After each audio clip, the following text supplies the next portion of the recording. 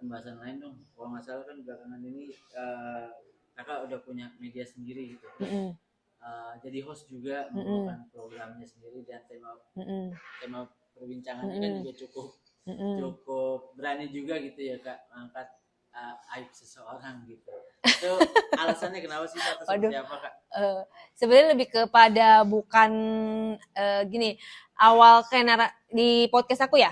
Nah, di podcast aku itu awal menceritakannya kan karena keinginan dari narasumber sendiri nih.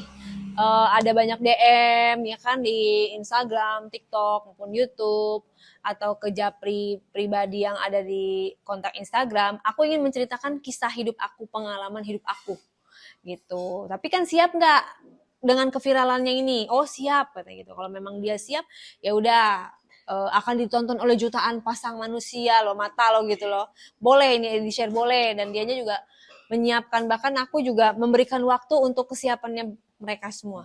Kalau nggak siap jangan ya, balik lagi aja nanti next time. Tapi mereka siap. Oh akhirnya diceritakan gitu. Dan pembahasannya kan juga kalau nggak salah perihal orang yang jadi kupu-kupu malam, terus juga masalah ranjang juga.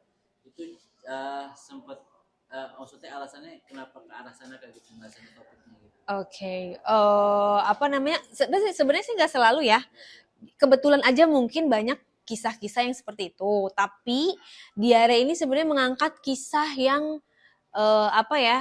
Yang banyak dialami, terutama oleh wanita-wanita yang misalnya dia banyak dulunya dia seorang misalnya LC, kemudian dia misalnya SPG atau apa, akhirnya dia bertemu dengan seorang, akhirnya dinikahin, akhirnya jadi kembali ke jalan yang keluar dari pekerjaan yang sebelumnya lah seperti itu. Jadi kisah-kisah itu menurut aku sih ada hal-hal yang bisa diambil, pelajaran yang bisa diambil untuk kedepannya menjadi catatan supaya kejadian-kejadian buruk tuh nggak menimpa kita gitu. Jadi kita cukup belajar untuk menonton cerita ini, jangan sampai menimpa sama penonton kita seperti itu. Tapi kan ini pembahasannya cukup sensitif gitu kak. Sering juga nggak sih buat dapat dihujat gitu banyak orang? Enggak lah, kalau misalnya itu kan tergantung, kan sekarang udah pada pinter ya netizen.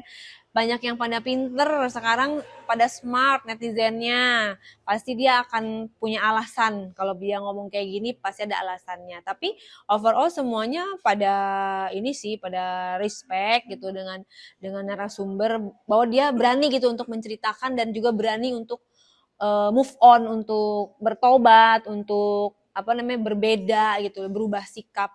Itu kan bagus. Gak semua orang berani. Jadi kita harus apresiasi narasumber-narasumber yang berani, kan tergantung niat-niatnya ingin mengedukasi gitu. Nah, kan ini bentar lagi Ramadan juga nih kak. Apakah soalnya di kasus di konten-konten itu kan udah aman yang gue pengusaha, oh iya.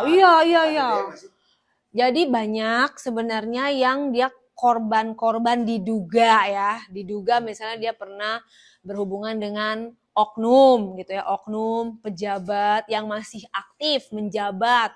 Tapi kan kita nggak bisa sebut nama ya dalam hal itu. Tapi off the record, kalau misalnya kamera off, kita benar-benar curhat-curhatan, tahu sini gitu. Kayak misalnya oknum wali kota misalnya, oknum apa gitu. Nah mungkin ada nggak DM-an dari si oknum-oknum tersebut? Enggak, karena kita nggak pernah sebut nama, paling inisial gitu. Kan ini kan bentar lagi Ramadan juga gitu. Nah, ini aman.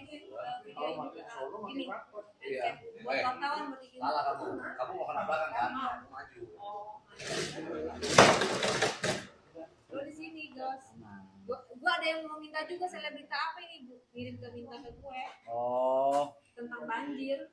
Oh iya. Artis Sentul City. Artis Sentul City.